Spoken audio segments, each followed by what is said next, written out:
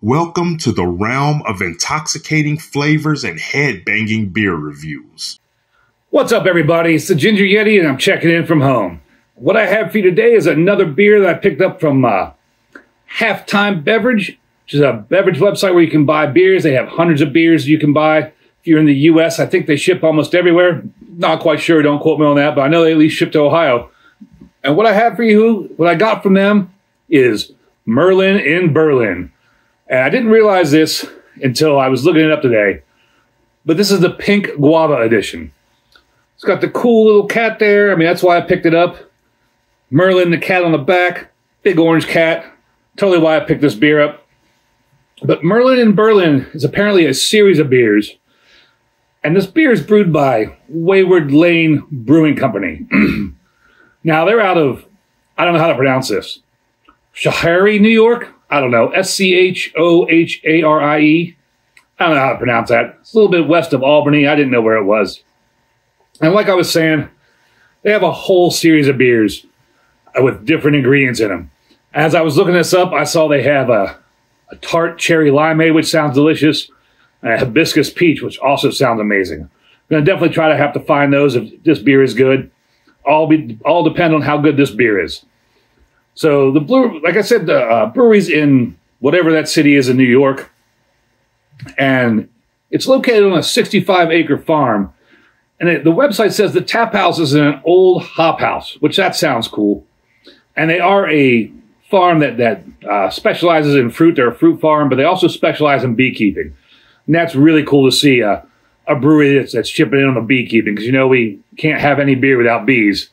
Because without bees, there's nothing to pollinate all the different plants, and then the plants will die. We won't have the flowers, won't have the hops, won't have anything. So it's really cool to see a brewery having their own bees, being involved in beekeeping. And I'm just going off somewhere down the road, down the wayward lane with this bee thing. So let's come back on into the beer here. Merlin in Berlin, pink guava. On the can here, it says it's 4% alcohol. On the back, not much there, just name of the brewery. There's not much else other than some cool pictures of cats and pink guava. No date on the bottom, but I would hope from Halftime Beverage these beers would be pretty fresh. And we'll get right on into it. On Untapped, at a 3.85 with only 508 check-ins. So that means there's nothing on Beer Advocate, and that is pink. I mean, that is super pink. Definitely not on the SRM chart whatsoever. That is just a very pink-looking beer. Get my nose in there. Smells like guava. That absolutely smells like guava. Just that fresh, sweet, fruity, like guava smell. Like I was saying, that's pink. I mean, that's just a pink looking, that looks like ruby red grapefruit juice. Nice little pinky's worth of head. That's also, I can't tell if that's white and is just reflecting the pink color of the beer, or if that head is actually slightly pinkish. I'm not quite sure. I think it might actually be slightly pinkish, but it could also be reflecting the color off the beer. Well, there's nothing else to it but to do it. Let's take a drink.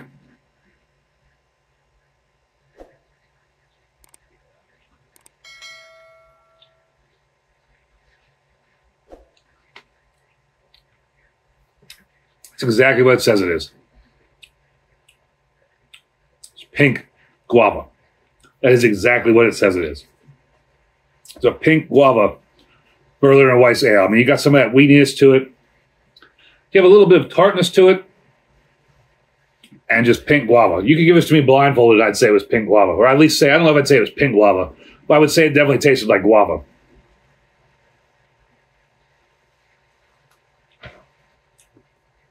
Light-bodied, slight tartness, a little bit of acidity there, nice guava flavor, no carbonation whatsoever.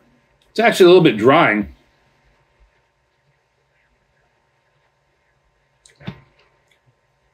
It's very drying. That's not too sweet. I mean, this is like semi-sweet, I guess would be a good word for it.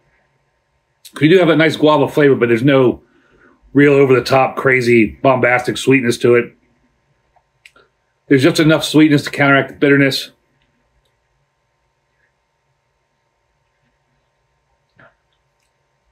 And that's really drying. Very drying. That's very tasty. I keep wanting to go back for more. I don't know if it's the flavor making me want to go back for more or how dry this beer is. I mean, that's a really dry beer. This is nice. Big horns up for this. Merlin in Berlin, pink guava. I like this beer. I like this a lot. I mean, it's exactly what the can says it is.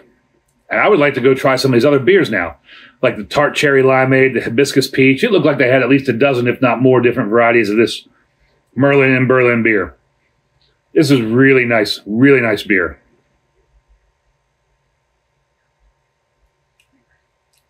This is a well-done beer. I'd like to go check out that brewery, too.